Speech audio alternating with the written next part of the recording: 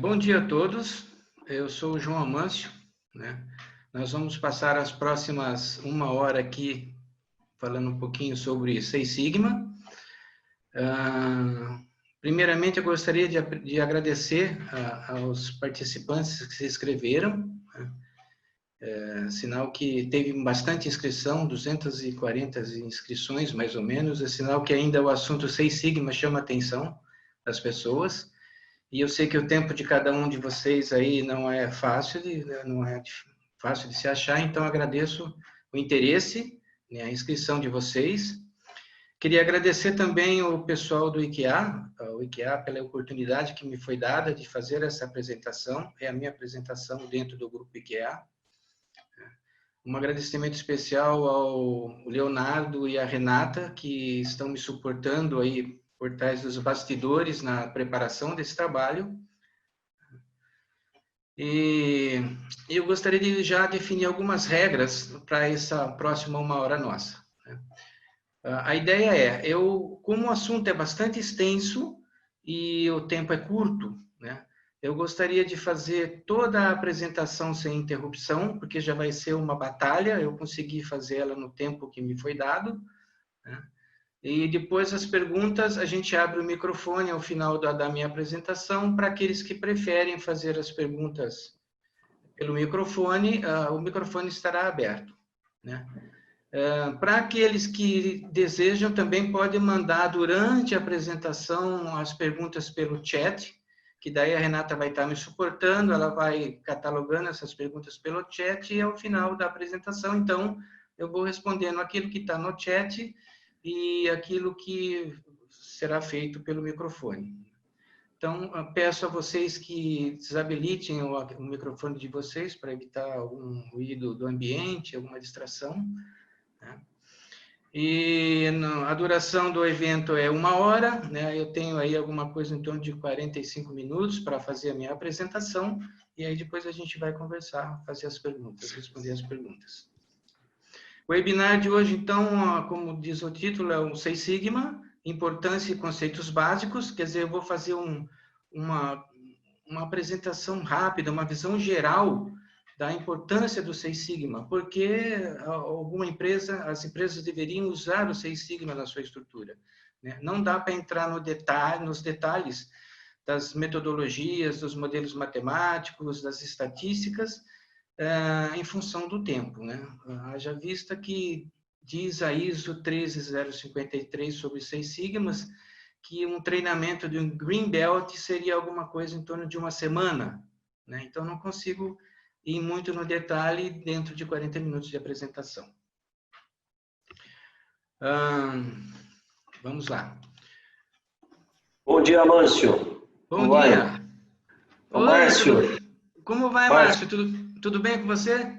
Prazer em revê-lo, Márcio. Prazer é meu. Obrigado aí pela inscrição, viu? Pela participação. Joia. Tá. Então, hoje, é uma breve agenda, né? Eu começo apresentando um pouco os objetivos e as vantagens de uma metodologia Seis Sigma dentro da empresa. Passo muito rapidamente num breve histórico da evolução das formas de gestão de negócios, processos e qualidade. Comento um pouco os pilares do saber do Deming. Depois, o ciclo PDSA. O PDSA mesmo, não é PDCA. Depois a gente vai comentar um pouco. O DMAIC, que é uma ferramenta básica, né, de qualquer projeto Seis Sigma, né? Não há projeto Seis Sigma sem o DMAIC, né? Vou fazer uma apresentação rápida das ferramentas estatísticas mais utilizadas no Seis Sigma, porque se eu puder resumir um Seis Sigma em 2 frases, eu diria que ele está atrelado ao DMAIC e às ferramentas estatísticas, análise de variação. E, por último, falar um pouco das implementações de mudanças que envolvem as pessoas, né? De nada adianta você ter um projeto muito bem conduzido de Seis Sigma, depois se você não consegue implementar isso de forma perene dentro de um processo. Então, essa é a agenda básica que eu vou conversar hoje, né, com vocês. Uma breve apresentação da minha pessoa para aqueles que não me conhecem, né? Da parte acadêmica, eu tenho mestrado profissional pelo Instituto de Pesquisa Tecnológica do Estado de São Paulo, mestrado em Desenvolvimento e Otimização de Processos Industriais. Tenho um curso pós-graduação Lato Sensu de Política e Planejamento Estratégico pela Faculdade de Filosofia, Letras e Ciências Humanas da USP. A minha monografia estava relacionada a terceirizações, que na época lá que eu fiz terceirização era um assunto muito em voga entre as empresas, né? O que terceirizar, por que desverticalizar. Tenho uma extensão universitária em Engenharia de Fabricação e Automação de Manufatura pela Faculdade de Engenharia Mecânica da Unicamp e sou graduado em Ciências Matemáticas. Da parte da minha carreira profissional, eu trabalhei por 39 anos e 5 meses no Grupo Bosch, na planta aqui em Campinas, né? Desses 39 anos aí, de 2003 a 2012, eu trabalhei dedicadamente à área de qualidade assegurada e garantia de produtos. Depois, em 2012, eu fui para a Continental Automotive e fiquei lá de 2012 até dezembro de 2019 como gerente Latinoamérica de qualidade de fornecedores. E, por último, eu sou certificado Quality Engineer pela American Society for Quality desde 1999. Então, para ter uma ideia da minha carreira profissional, aí para vocês se posicionarem. Bom, vamos começar então falando sobre objetivos e vantagens de um programa Seis Sigma. A ideia do programa Seis Sigma é promover a melhora, né, dos desempenhos, do desempenho dos negócios, na qualidade dos produtos, de processos e, como consequência, aumentando o lucro da empresa. A ideia é, quando você vai correr um projeto Seis Sigma, você vai ter os indicadores específicos para monitorar a melhoria do Seis Sigma, mas sempre um dos indicadores deveria ser um ganho financeiro atrelado àquela melhoria. Como exige uma estrutura relativamente complexa, pessoal treinado, então o Seis Sigma deve ser usado em problemas crônicos ou complexos, né, problemas recorrentes, que com uma metodologia de solução de problema mais simples, tipo 8D, MASP, tenha dificuldade de chegar a uma situação plausível para a empresa. Então, é para ser aplicado em problemas mais complexos. E a maior vantagem dele também, para você principalmente perceber as vantagens na margem de lucro, é que os objetivos de um projeto Seis Sigma estejam associados à estratégia do negócio, à estratégia da empresa. Então, durante um planejamento estratégico da empresa, a análise de risco, o SWOT, que a empresa faz uma vez por ano, 2 vezes por ano, dali, né, levantando-se os pontos fracos ali, então deveria já sair algumas propostas e projetos Seis Sigma, sempre alinhado com a estratégia dos negócios da empresa. Um processo, ele se diz que ele está atendendo a um requisito Seis Sigma quando a taxa de falha dele é de 3,4 defeitos por milhões de oportunidade. É uma taxa de falha bem baixa, comparado com outras melhorias de processo de melhoria, outros projetos, programas que existem por aí, né? Então, é uma taxa de falha respeitável. A ideia por trás do Seis Sigma é que as organizações, desculpa, só um minutinho. Desculpa. Ela elimine os erros e os desperdícios, né? E geralmente esses erros e desperdícios, eles vêm da variação do processo, né? Todo e qualquer processo, ele tem uma variação natural dele. Mesmo ele estando numa condição estável e capaz, ele tem uma variação nele. E esta variação é a que pode ser melhor e pior para a empresa. Então, uma condição ideal seria reduzir essa variação do processo para uma condição de mínimo.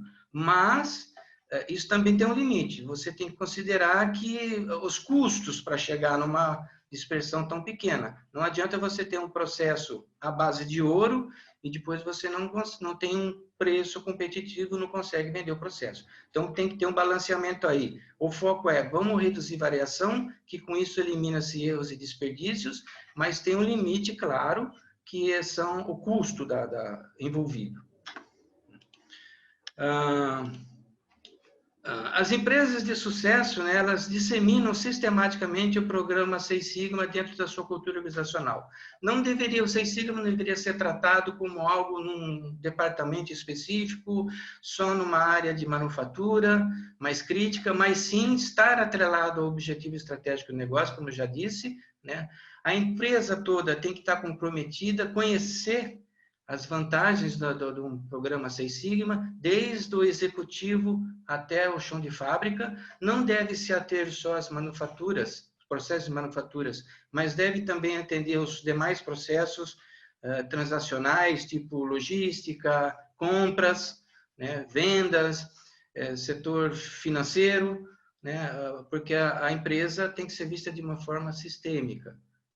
E num grau mais evoluído, mais avançado, as empresas que estão num grau bem mais avançado numa iniciativa Seis Sigma, também trazer junto no programa dela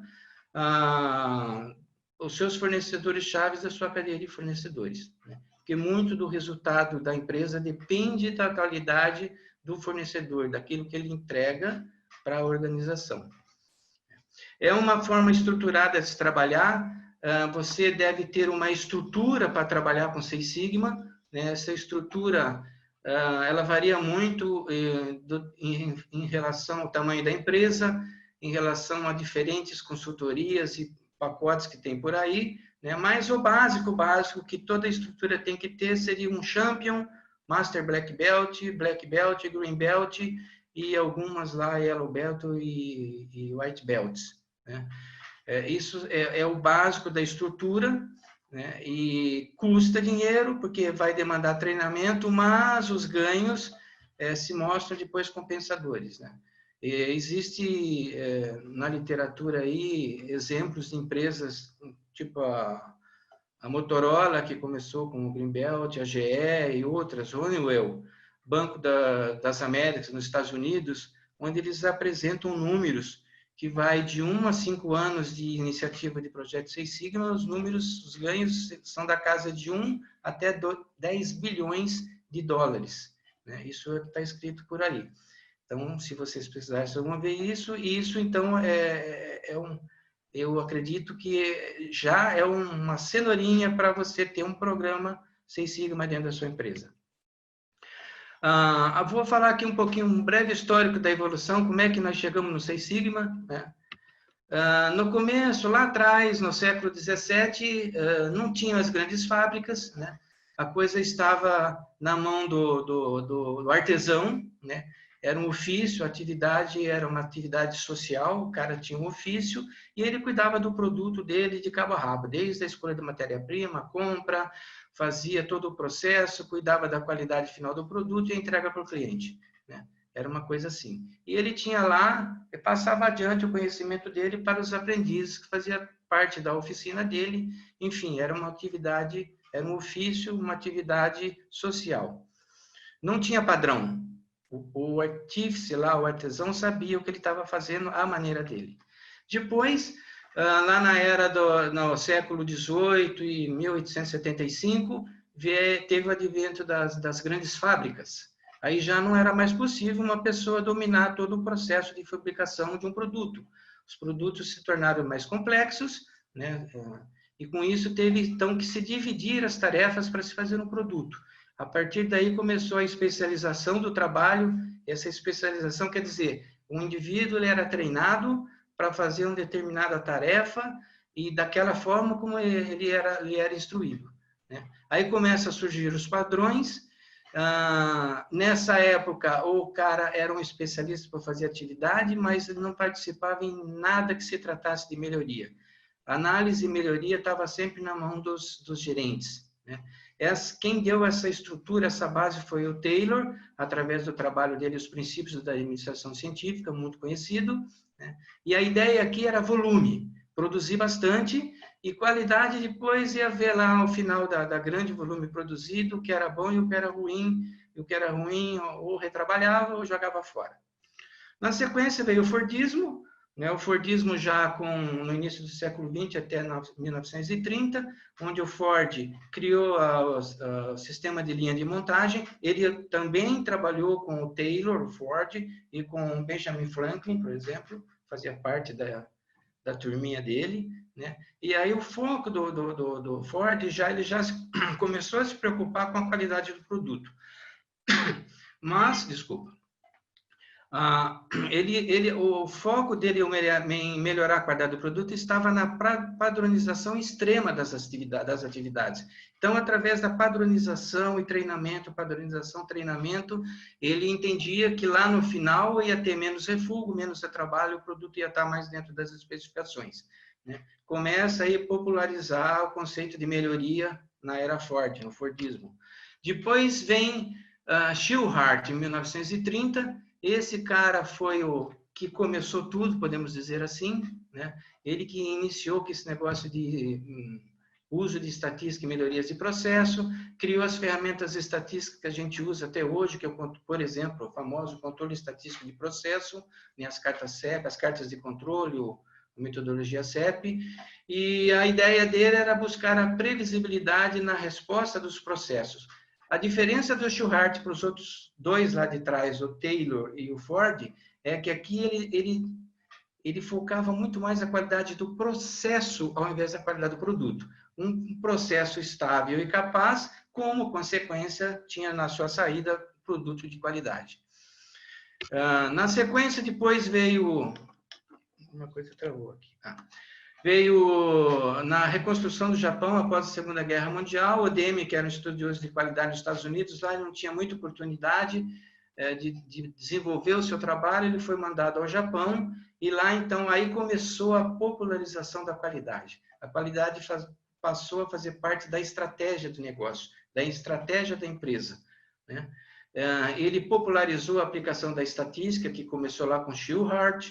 Ele popularizou o PDCA, que, na verdade, ele sempre mencionou que isso era uma criação do Shewhart, mas ficou como algo do Deming, né? E junto dele também veio o sistema Toyota de produção, que está mais ligado ao Lean Manufacturing, Lean Sync, do que o Six Sigma. E, por fim, lá nos anos 80, até hoje, aí sim tomou corpo esse negócio de qualidade sistêmica e não só a qualidade do produto. Vieram as normas ISO de qualidade, os pacotes Six Sigma, a Motorola criou o Six Sigma em 86, depois ela registrou isso como uma qualidade dela lá em 93, é uma marca registrada, aí veio o Lean Manufacturing, World Class Manufacturing, e ali a coisa veio se desdobrando.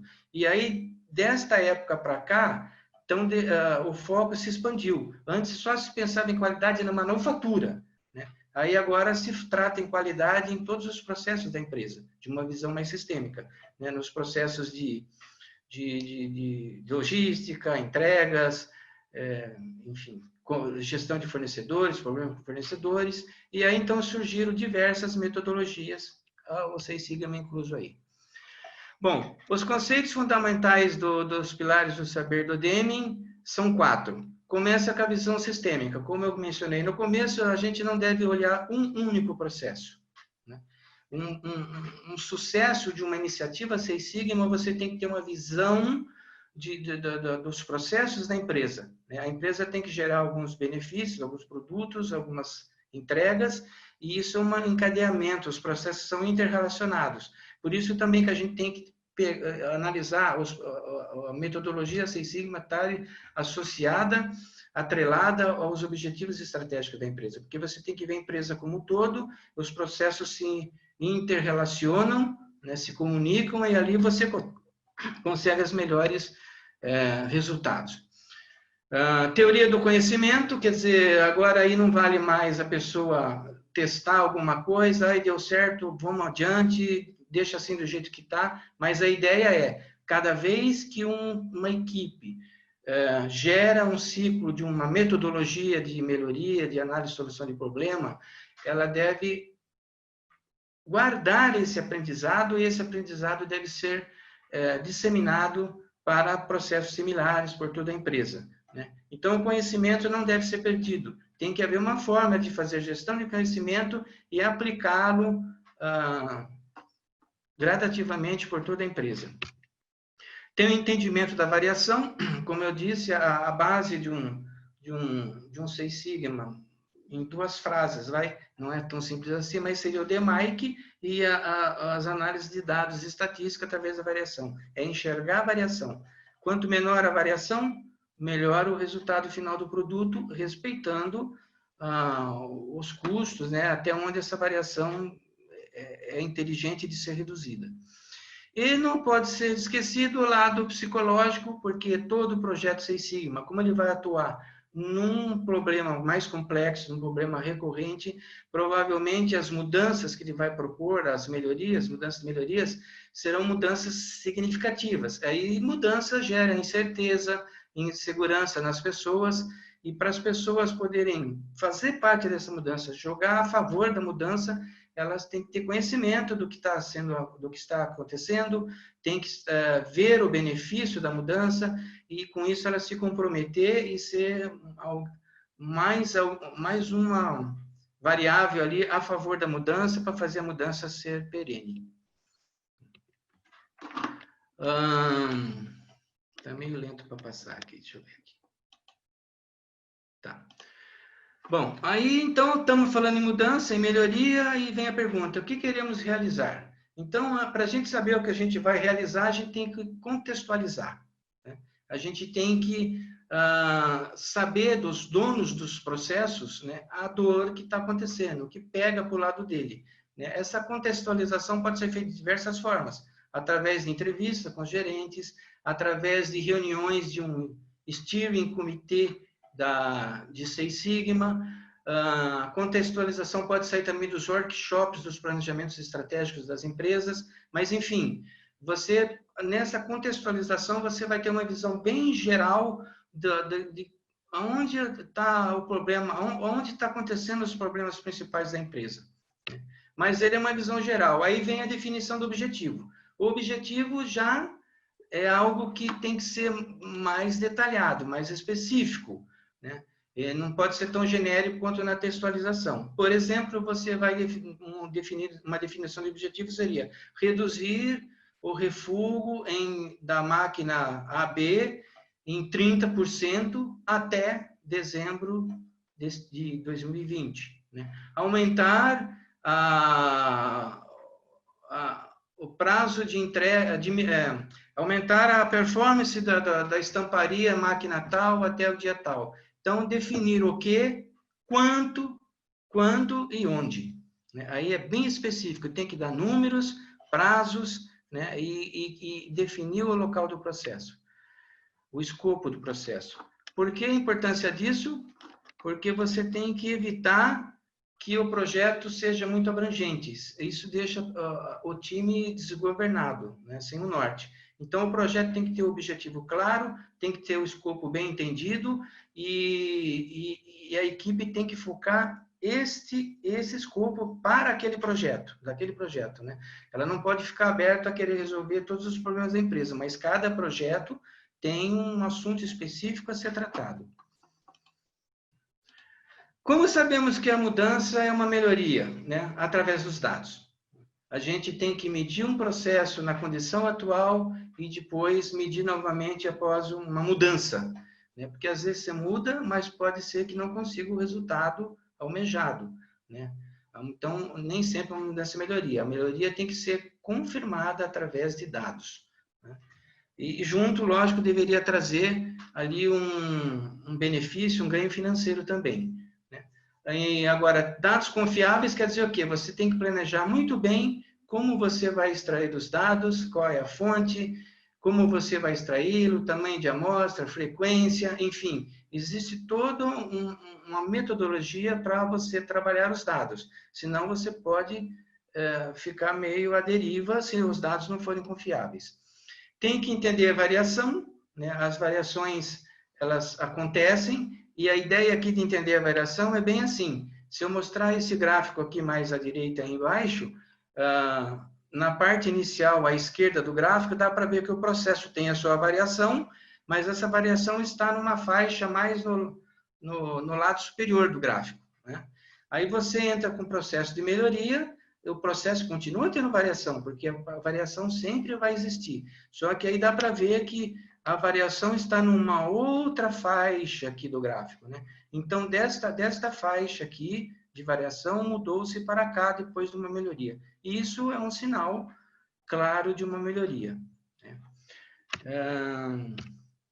E tem que usar também contraindicadores. O que quer dizer isso? Às vezes você foca demais num assunto de melhoria de um determinado processo, lá, um assunto que você está tratando, e começa a ir com situações mirabolantes, caras, e começa a complicar outros indicadores. Então, além de você ter os indicadores do seu projeto, que vai ser a sua meta do Seis Sigma, daquele projeto, você também é bom monitorar alguns contraindicadores, tipo custos, né? Aumentar tempo de produção, aumentar a complexidade, por operador em risco de segurança do trabalho, por exemplo. Então, é sempre bom ter alguns contraindicadores para ver eventuais efeitos colaterais quando você faz uma mudança. Ciclo PDCA, desculpa. O PDSA não é o PDCA. É muito parecido, né? Mas a diferença que eu diria assim é sucinta, mas quer dizer o quê? No PDCA, você tem uma rotina, né? Você tem um roteiro para uma melhoria. No PDSA, o foco maior é gerar conhecimento. É um método científico onde você vai adquirir conhecimento de um processo, conhecimento de alguma coisa. Então, quando você está analisando um processo, você vai aprender com esse processo, você está fazendo um PDSA. O PDSA, ele está dentro de um PDCA, né? E no mínimo, quando você faz um PDCA, você deve girar no mínimo 2 PDSAs. Um primeiro loop é quando você vai aprender com o processo, medir o processo, entender o que está acontecendo, e um segundo loop é a fase de testes, para confirmar que você aprendeu com o processo e que a sua melhoria está sendo conseguida, está em direção à meta definida. Então, cada vez que você roda um PDSA, você vai ganhando conhecimento ao longo do tempo, né? Quantos PDSAs tem que virar, Mâncio? Quantos forem necessários até você ter um conhecimento, diria, pleno do processo e ache um caminho para chegar na meta que foi definida no seu projeto. O DMAIC é o que se usa, é a famosa ferramenta do Seis Sigma, né? Ele também é parecido com o PDSA, mas é ela que vai orientar o Seis Sigma. Como o tempo está correndo, eu vou dar uma visão geral aqui e depois nos próximos eu tenho slides que eu vou definir alguns detalhes da definição, medição, análises, melhorias e controle. Mas, basicamente, o definir é você estudar, você definir qual é o seu processo crítico, né? Qual o objetivo que você tem que atingir, os benefícios, aí incluso também, além da melhoria do processo em si, alguns indicadores chaves do processo, também quantificar aí melhorias financeiras, né? Determinar os requisitos do cliente, porque uma das premissas do Seis Sigma é atender um requisito, uma expectativa, uma necessidade do cliente, né? E definir, também conhecer as características críticas de qualidade, os CTQs. Né? Tem que identificar um proprietário do projeto, geralmente ele é o dono do projeto, um gerente de um processo ali que tem um problema, né? Ele seria o sponsor, o padrinho, o champion e o time. Fazer o CIPOC, que a gente vai ver mais na frente, definir o escopo do projeto, que é definir as fronteiras e as restrições, e fazer o contrato com a equipe, o tal do Project Chart, né? É ali que vai estar tudo definido, isso que está escrito ali nessas linhas que eu comentei. A fase de medição, você vai fazer já aprender com o processo, entender os fatores que entram no processo, as saídas, as respostas do processo, os fatores críticos, né, as saídas críticas, validar o sistema de medição, importantíssimo, isso eu vejo que as pessoas acabam esquecendo, tal do MSA, né? Desenvolver plano de coleta de dados, avaliar o desempenho da estabilidade do processo, né? O processo, para você trabalhar numa melhoria sensível, ele deveria, no mínimo, estar estável.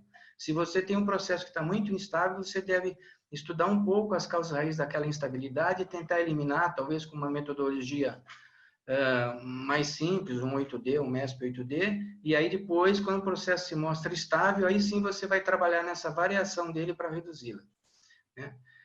Eventualmente, aqui você vai ajustar o foco do projeto. Você teve uma meta definida aqui em cima, um objetivo, mas à medida que você mede o processo, às vezes você vai fazer alguma retroalimentação aqui na definição. Aí você tem a fase de análise, né, que é criticar o processo atual, determinar as relações causais baseado em dados, nada de suposição, machismo, né, mas os dados vão mostrar para você as possíveis causas que estão mantendo aquele processo naquela condição, naquela variação que ele tem atualmente. Identificar os maus conceitos presentes no processo e buscar explicações para o desempenho atual, né? E já aí na análise começar a levantar possibilidades de mudanças. Aí vem a melhoria, o improve, que é desenvolver as mudanças, testar as mudanças em pequena escala, avaliar os riscos, efeitos colaterais e os benefícios da mudança e implementar as mudanças que vão gerar o benefício da empresa. E a fase de controle, eu diria que é a fase de perenização. Se você faz uma mudança e não acompanha com um período de tempo, você corre o risco de a coisa voltar para trás, da coisa se perder, né? Retroagir, né? Então, você tem que ter um acompanhamento aí numa fase de controle para garantir que aquilo que foi mudado vai se manter perene, né? E essa fase de controle você tem que envolver as pessoas, tem que trabalhar muita comunicação, treinamento, os novos planos de controle, né? E finalmente fechar o projeto e celebrar os resultados. Passando um pouquinho para cada um deles, o D do DMAIC lá, que é o definir, né? Você tem lá a voz do cliente, que é a base de tudo, né? A necessidade da empresa vai sair da voz do cliente, né? E você vai ter que identificar as características críticas do cliente através, por exemplo, da árvore Critical to Customers, né? Uma árvore de análise. Um QFD pode servir muito bem aqui, as características críticas de qualidade, né? E aí você, através de uma metodologia, um QFD pode ser, você vai associar aquilo que é a necessidade do cliente, a expectativa dele, com quais processos seus estão envolvidos naquilo lá e em que momento e que profundidade. Tem o CIPOC, que é o Supply Improvement Process Output Customers, que é um mapeamento de nível alto, um mapeamento geral, né? Onde você vai delimitar as fronteiras do processo, né? É uma visão mais geral, envolvendo desde o seu fornecedor até a entrega do seu cliente. Depois vem o contrato de melhoria, Project Chart, né? Que vai formalizar todo o desenvolvimento a ser ocorrido através do projeto, né? Você vai ter a matriz dos stakeholders, é importantíssimo você conhecer os envolvidos, porque tem muitos que estarão a favor do seu projeto e vão ser forças propulsoras para ele, e outros, às vezes, podem ver seus interesses prejudicados. Então, aí você vai ter que achar uma forma de trabalhar com essas pessoas e mostrar o benefício desse projeto em si, né?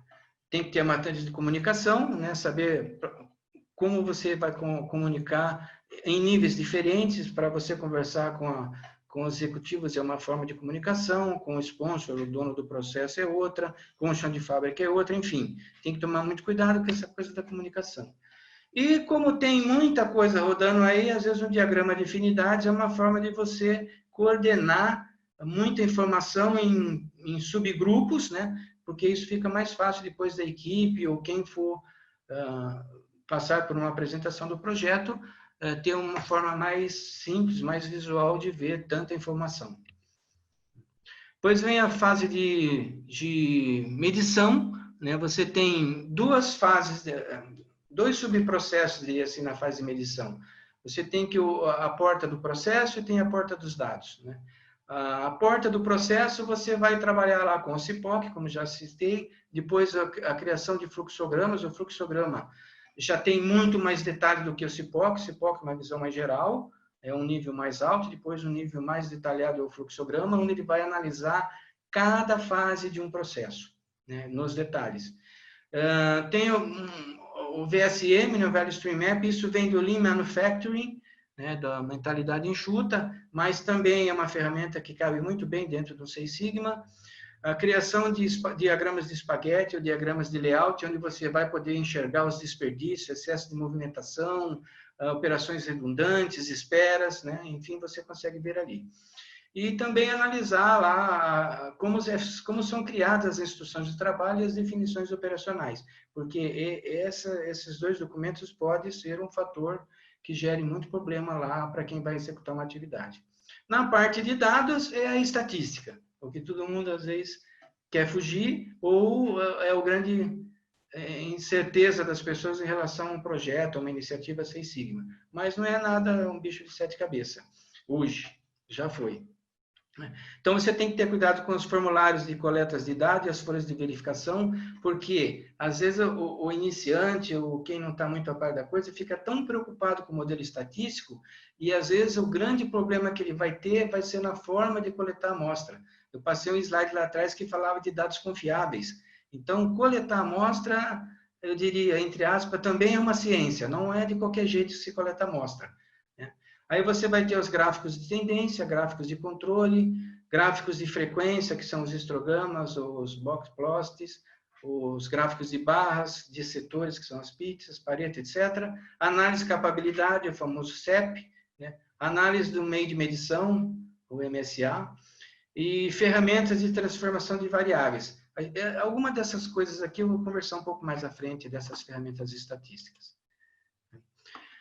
Aqui, a voz do processo. Como é que você enxerga a voz do processo? Como é que você escuta a voz do processo, né? É através de dados, fatos e dados. E esses dados, eles são muitos dados. E para você transformar dados em informação inteligente, informação que você possa trabalhar com ela para planejar uma melhoria, entender um contexto, uma situação, e aí ver o que você pode fazer, então esses dados têm que ser confiáveis e você usa essas ferramentas aí, tem outras mais, mas essas são aquelas que têm uso mais frequente. É raro um projeto Six Sigma, né, de um Green Belt, que é abaixo ainda do Black Belt, que não use um mais dessas ferramentas aqui. Então, cada uma delas tem o seu objetivo, né? E a gente tem que entender que as variáveis podem ser classificadas em dois tipos, elas são classificadas em dois tipos, as quantitativas, que são números divisíveis, são propriedades físicas, tipo peso, pressão, temperatura, comprimento, largura, e tem as qualitativas, que são ou atributivas, bom, ruim, com ou sem, né, defeituoso, não defeituoso, e tem as de contagem, 10 defeituosas em 1000, 5 defeitos em 10 oportunidades, enfim. Então, para cada uma dessas divisões aqui, existem os modelos específicos para trabalho. Muito aqui do que está escrito aqui, vocês já viram em outras coisas, se não tem ainda um projeto Six Sigma, mas gráfico de tendência, gráfico de controle, dot plot, histograma, são ferramentas comuns do dia a dia, principalmente essa do outro lado qualitativo aqui, gráfico de barras, gráfico de setores, que é a famosa pizza, Pareto, tabela de frequência. Eu tenho quase certeza que quem está me ouvindo aqui já trabalhou de uma maneira ou outra com esses gráficos aqui. E a ideia, o que é? É enxergar a variação, né? Então, eu tenho aqui embaixo o projeto, uma dispersão de um processo, processo número 1, e em cima o processo número 2. Olhando aqui, já dá, isso aqui é um dot plot, né? Já dá uma boa ideia de qual processo é melhor, né? O ideal seria que o processo 1 aqui, depois de algum trabalho nele, que ele tivesse uma distribuição igual a esse processo 2 aqui, isso é que se busca. Mas, Amâncio, quanta ferramenta aí? Grande parte dela o pessoal já sabe fazer em Excel, não tem uma empresa hoje que não tem o Excel. Para aqueles mais curiosos, tem também o R, que é um software aberto, é de graça, você pega na internet, e ele tem já pacotes que você pega pronto para fazer o uso dessas estatísticas todas que você vê aqui. E para empresas maiores tem o Minitab, que a maioria dos cursos por aí, eles treinam os Green Belt, os Black Belts com o Minitab, e as empresas usam isso muito nos seus processos, o Minitab. Mas ele já tem um custo que tem que ser considerado. Um outro ponto muito importante, quando a gente fala na medição aqui no DMAIC, é você verificar a normalidade da sua população, da sua amostragem, né? A distribuição aqui.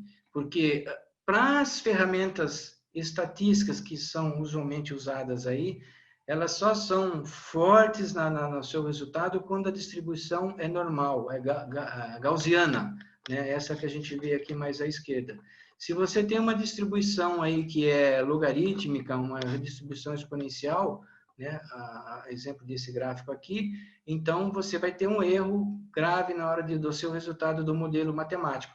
Então você tem que checar se os fatores que você está trabalhando, ele tem uma distribuição normal. Se não tiver, você tem que transformar os dados. Aqui já é uma coisa um pouquinho mais elaborada, também, né, bicho de 7 cabeças, mas aí já é uma coisa que talvez o Black Belt possa ajudar um Green Belt, caso caia nessa situação aqui. Mas é importante ter sempre em mente, quando você está estudando um dado, veja a distribuição desse dado. Veja se ela tem uma distribuição gaussiana, normal. A terceira fase é a fase de análise do processo, né? Você vai começar já a pensar como você vai melhorar a coisa, né? Já pensar nas mudanças. Aí você vai começar a fazer algumas brincadeiras lá no processo e com isso você pode fazer algumas medições e colocar no estudo de correlação, né, com gráfico de dispersão, como tem um exemplozinho aqui, só um exemplo. E análise de regressão linear. Isso aqui é básico, tem que acontecer na análise. E, eventualmente, também teste de hipóteses, né? De repente, você acha que você está indo numa conclusão correta. Se você aplica um teste de hipótese, é sempre desejável aplicar o teste de hipóteses, né? Você vai confirmar ou não se aquele grupinho que você, aquela distribuição que você mediu agora é de fato diferente da distribuição anterior. Para processo, tem aqui as ferramentas também muito já conhecidas de vocês, os 5 porquês, diagrama de Chicao, causa e efeito, diagrama de árvore, análise de valor, criação de Poka-Yoke, análise de desconexões e técnicas de criatividade. Tudo isso que são ferramentas que cada uma delas, principalmente essas técnicas de criatividade, análise de desconexões, seria um treinamento à parte, né? Mas é aquilo que você vai usar para melhorar o processo. Depois tem a fase de melhoria, né? O improve, né? Aqui sim, quando você já começa a fazer as mudanças, você precisa começar a medir o resultado das suas mudanças, né? Para ver se você, de fato, a mudança está sendo uma melhoria, né? Isso faz parte do ciclo de agregação de conhecimento, de aquisição de conhecimento do PDSA, né? Neste caso aqui, então, é muito usual você fazer o uso de planejamento de experimentos, né? E também o uso da ANOVA. Qual é a vantagem do planejamento de experimentos? Mas, Amâncio, só é coisa de estatística. Não é. Hoje em dia já tem todas as receitinhas prontas, né?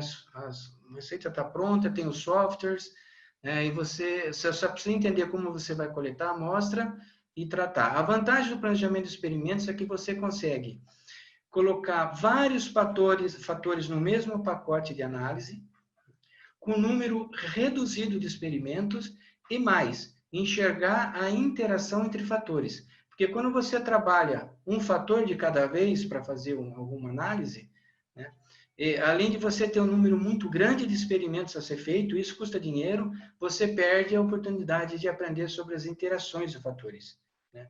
Então, o planejamento de experimentos ele tem que ser realizado, né? Comece com um fatorial completo, onde você vai enxergar lá quais fatores são de fato significativos para aquele problema, daqueles menos significativos.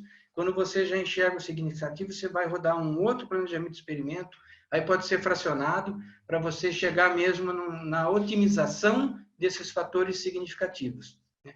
E a ANOVA vai fazer para você, vai ajudar você a identificar os fatores de significância mesmo que você deve trabalhar. Esses que a Nova vai falar, esses fatores são significantes, eles têm que ser mantidos de acordo com aquilo que o projeto definiu, né? Naquela faixa de trabalho que o projeto Seis Sigma definiu, para os fatores significativos. Para os não significativos, você pode trabalhar com as informações de catálogo de fornecedor, né? Você tem uma forma mais light de poder mexer com esses fatores.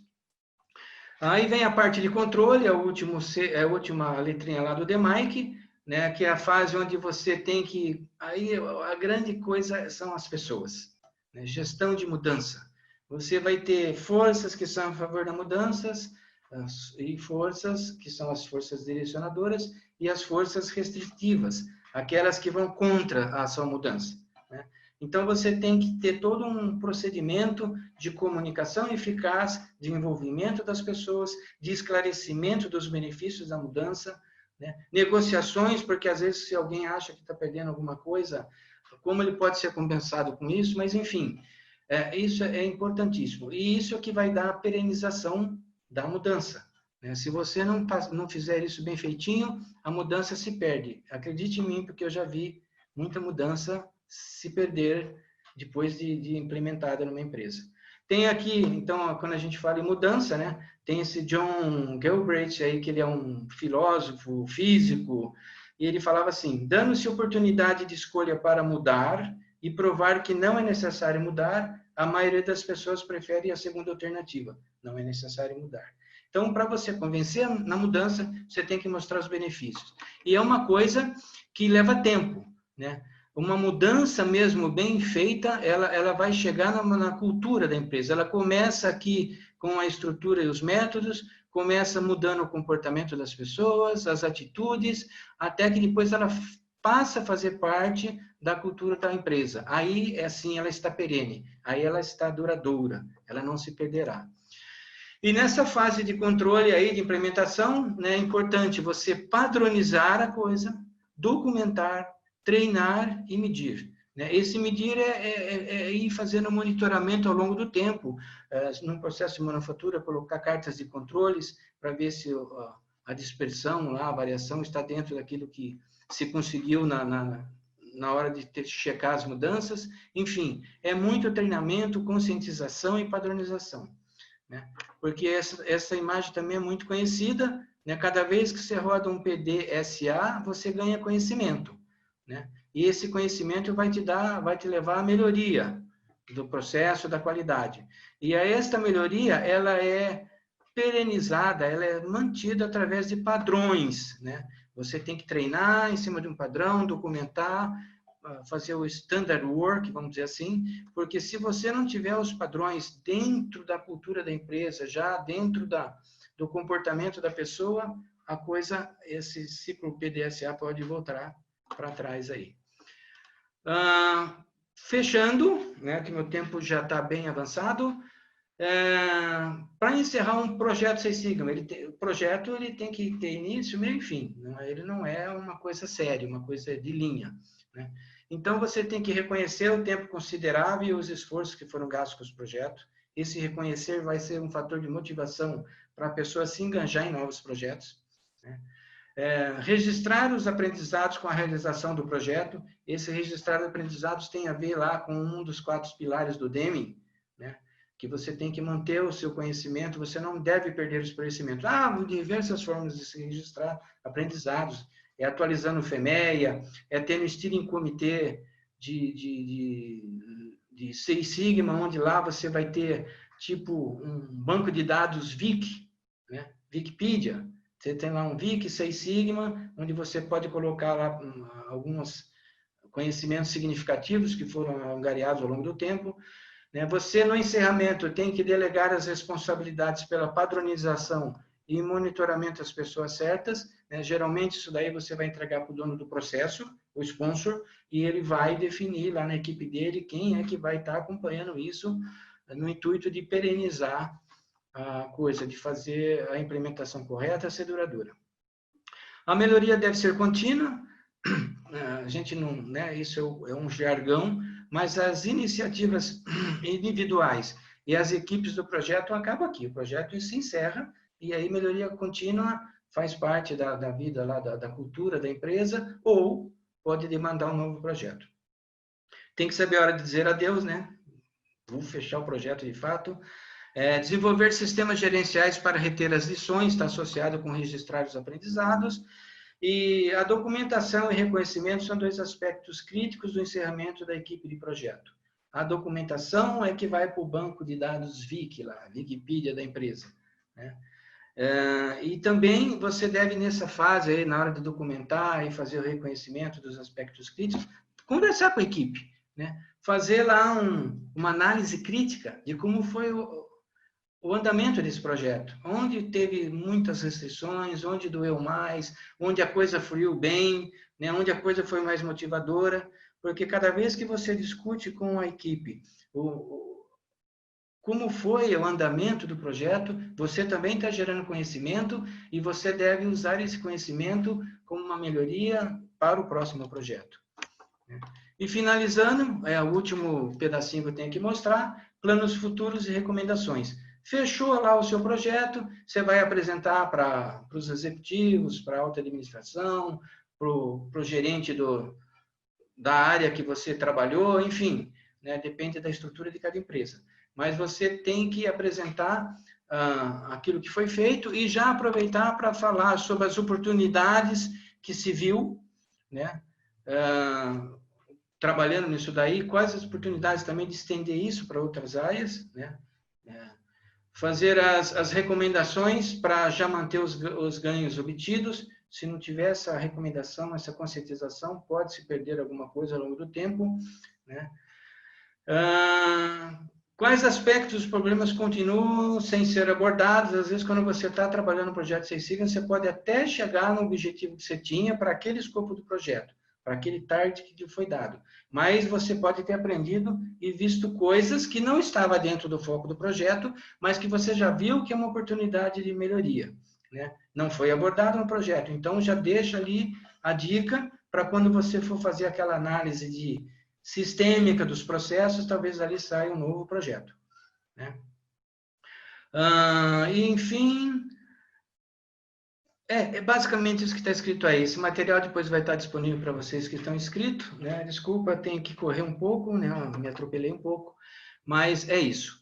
Uma visão muito geral, né? O assunto, como eu disse, é bastante extenso, né? Existe desde 2011 a ISO 13053, que ela fala sobre Six Sigma. Ela padronizou um pouco, porque depois que a Motorola lançou o Six Sigma, e a GE aplicou isso como um dos pilares de sucesso do Jack Welch na GE, na administração do Jack Welch, surgiram muitas empresas, consultorias, cursos, escolas, treinamentos em nível universitário, em nível de certificação profissional.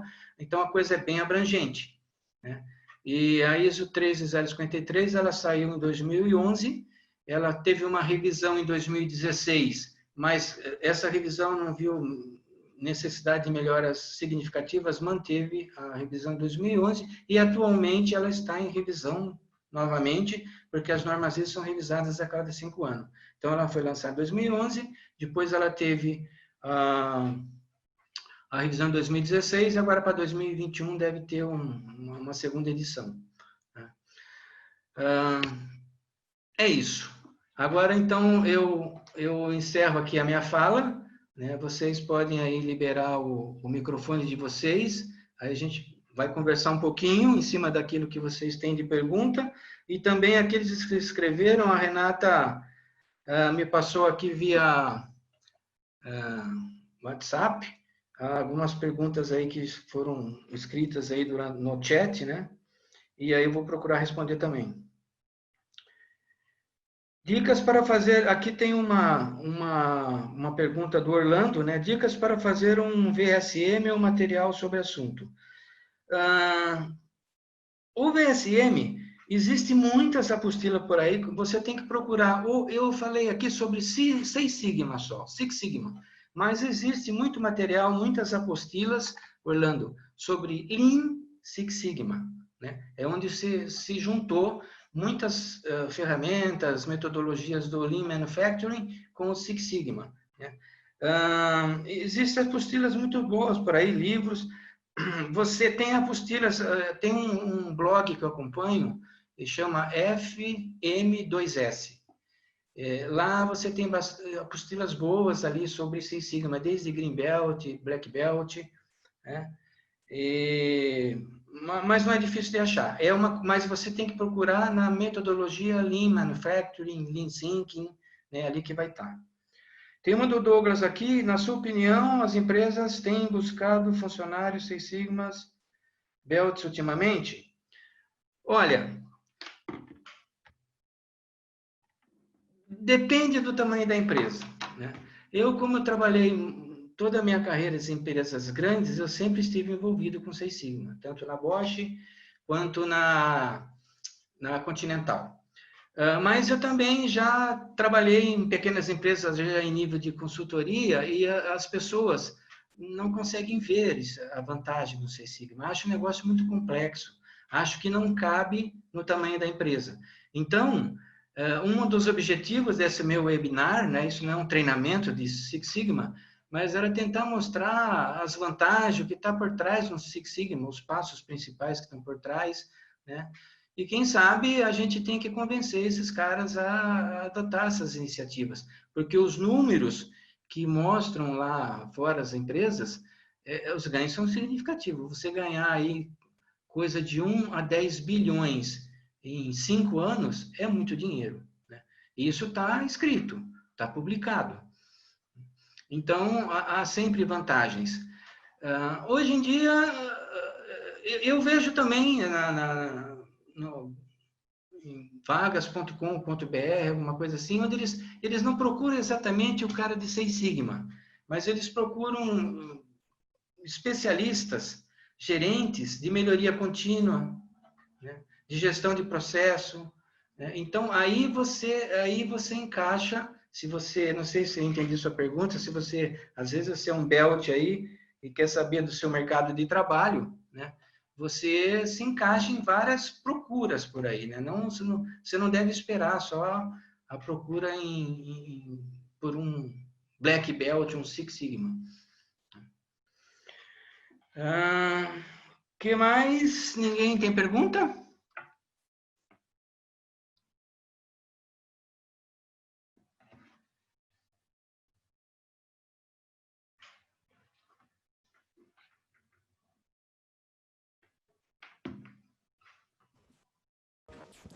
Quem se sente à vontade pode abrir o microfone para perguntar.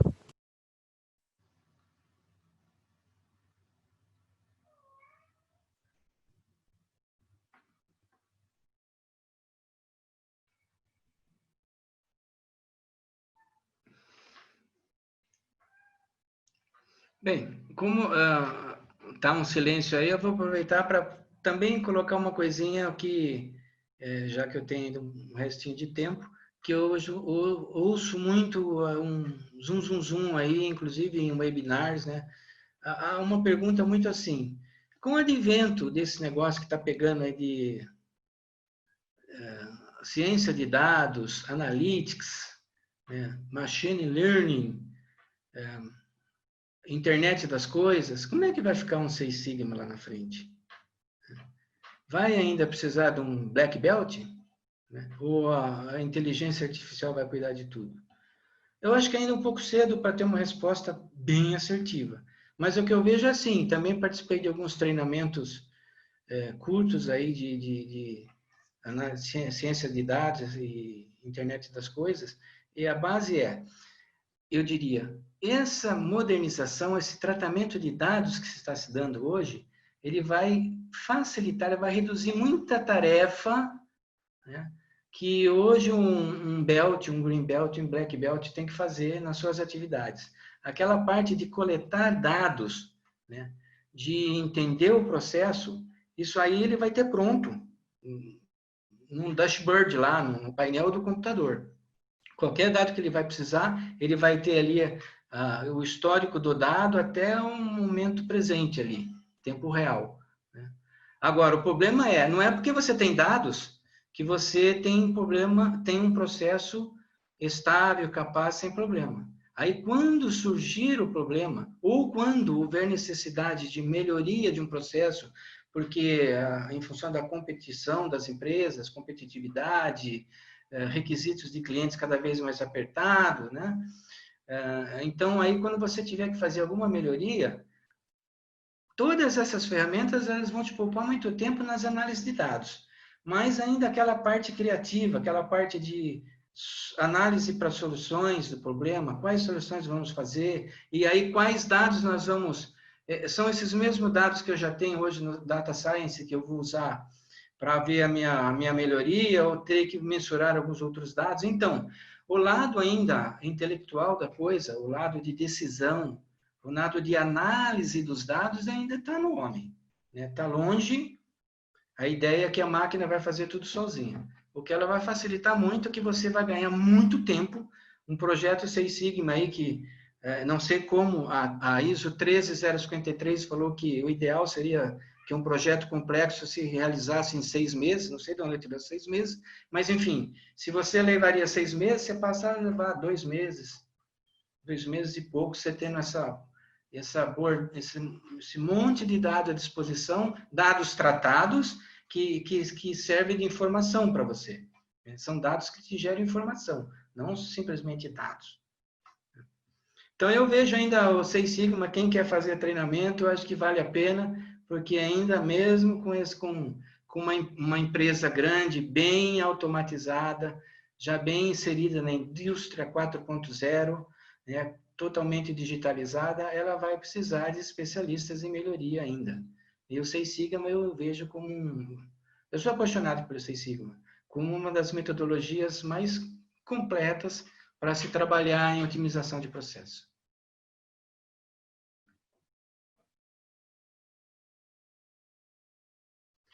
Sem perguntas? Deixa eu ver aqui. Deixa eu ver.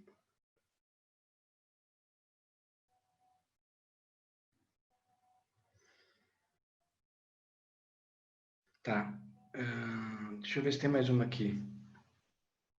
Caso os dados não sigam uma distribuição normal, podemos utilizar as técnicas de normalização e aí sim fazer as análises? Sim. Ou você vai fazer as transformações de dados, né, que isso também faz parte do treinamento do Black Belt, e acho que no Green Belt também tem, né, você faz as transformações de dados, ou uma forma de você trabalhar é normalizando. Né? Inclusive, muitas das análises que você faz, você normaliza os dados para o Z, por exemplo, uma distribuição Z, né?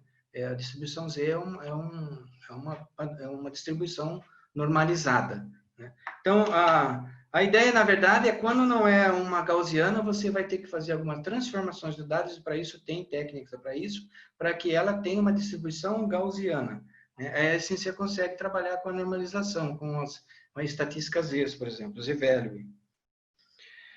Caso os dados não sigam uma distribuição... Deixa eu ver, acho que foi essa... Francisco Faria pode dar um exemplo onde Six Sigma foi aplicado? Francisco, assim, um exemplo completo não me vem à cabeça, mas eu tenho muito claro ainda, como eu trabalhei até dezembro de 2019 na Continental Automotive, lá o Six Sigma também era muito impulsionado. Né? E era comum, né? As pessoas, até para motivar as pessoas, para promoverem as pessoas, para manterem as pessoas empregadas, a gente tinha desde projetos bem simples de Yellow Belts, que eram as pessoas do chão de fábrica que faziam esses Yellow Belts, né? E depois tinha os mais elaborados de Green Belts, né? E os mais complexos, em menor número, dos Black Belts. Né? Mas tinha um steering comitê para isso, e até os Yellow Belts, que tinham os projetos mais simples, tinha um momento que eles apresentavam os projetos deles para o steering, eles apresentavam os ganhos, apresentavam os resultados, né? E eram reconhecidos, né? Às vezes nem financeiramente, mas ganhavam honrarias, saiu o nome no quadro. Às vezes o projeto era muito bom, eles iam competir com projetos lá fora, viajavam para a Alemanha, por exemplo, né? Então, eu tinha muito projeto Six Sigma lá. Desde nível de Yellow Belt, que são os mais simples, até a gente tinha Master Black Belt na planta lá, né?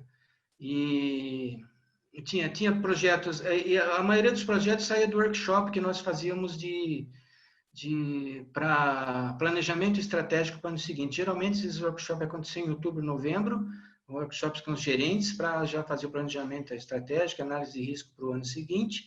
Dali já saía vários projetos, né? Daí esses já eram projetos de Black Belts e Green Belts, né? Alinhado com a estratégia da empresa. E dava resultado, bastante resultado. Mas não me vem na memória agora um específico para te passar.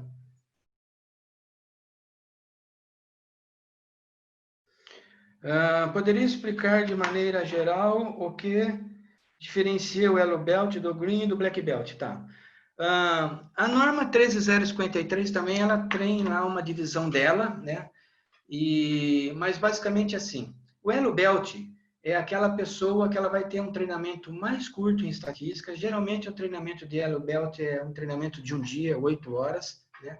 E ela vai trabalhar dentro de um time de melhoria contínua do seu departamento, da sua área de produção, né?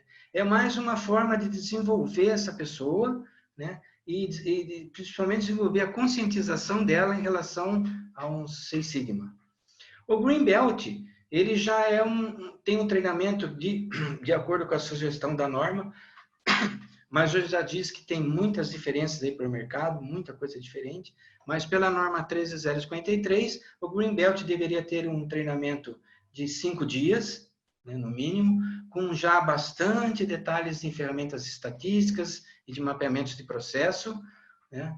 E ele deveria ter, ao final desse treinamento, ter autonomia para conduzir processos, um projeto Six Sigma na área de atuação dele. É isso que ela sugere. Então, dentro do departamento dele, o chefe dele, o gerente do departamento, tem alguns problemas lá, vai falar para ele, ó, faz para mim um projetinho aí, eu preciso resolver esse problema, ou aumentar uma produtividade, ou reduzir um refúgio, mas enfim, ele trabalha dentro da área dele e geralmente ele vai dividir o trabalho de Green Belt com a função dele. Ele tem um tempo parcial ali, porque são projetos menores. O Black Belt já é o cara que o treinamento de 20 dias, diz lá a norma, ele tem que ter vários projetos, tem que ter no mínimo 2 projetos que ele tem que levar, fazer direitinho, e ele é um mentor de um Green Belt, por exemplo, e ele pega projetos mais complexos, projetos onde há a inter-relação entre processos, né? Então, quando você tem algo um pouco mais complexo, que não está focado só numa determinada área, só num determinado estágio do processo, você usa o Black Belt, né? E ele tem que ter um domínio tal de estatística que ele também treina, pode treinar, vir a treinar, e deve tirar as dúvidas dos Green Belts e dos Yellow Belts. Ele, por sinal, deve acompanhar o Black Belt, os projetos do Green Belt, fazer reuniões periódicas, né, para monitorar o andamento do Green Belt e tirar as dúvidas do Green Belt, né? Deveria ter um acompanhamento frequente ali. O Master Black Belt, que está acima ele também deve conhecer estatística como o Black Belt, até porque, pela sugestão ali da ISO 13053, o Master Black Belt, antes de ele chegar ali, ele teve que ser um Black Belt, né? Ele tem um treinamento menor, porque ele, como Black Belt, já teve 20 dias de treinamento, o Master Black Belt vai ter 10 dias de treinamento, né? Porque ele vai ter complementações de ferramentas mais sutis estatísticas, e a ideia, o foco dele é trabalhar, coordenar os Black Belts, dar suporte para os Black Belts, tirar dúvidas estatísticas e trabalhar mais vamos dizer, no comitê, no steering comitê do sistema Six Sigma dentro da empresa, né? Ele é o cara mais qualificado para convencer a alta administração, os executivos, cada um, ele vai dar de acordo com a responsabilidade de cada um, o convencimento, o conhecimento. Então, ele é mais um gestor do que um líder de projeto propriamente dito, né? Ele é mais um administrativo, eu diria. Mas ele, por ter sido um Black Belt, ele tem que ter um bom domínio da coisa, ele é o bam. E também, se às vezes você tem um projeto muito grande que envolve plantas em diferentes regiões, é trabalho de Master Black Belt, né? Em cada planta ele vai ter lá os respectivos Black Belts, né? E ele vai fazer essa coordenação desses Black Belts entre as plantas para tratar um mesmo projeto que é multiplantas, vamos dizer assim. Não sei se respondi sua pergunta. Deixa eu ver o que mais aqui. Eu tenho que pôr óculos para ler no meu WhatsApp, porque a letrinha é muito pequena.